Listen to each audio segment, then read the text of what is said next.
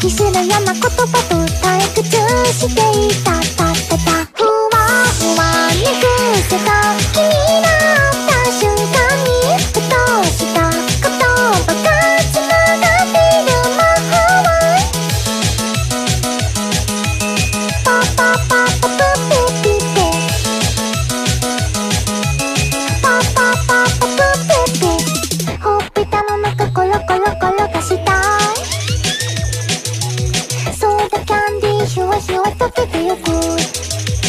寝ぼけたリズムで優しく泡立てて、ほらワクワクしている未来をよろしく。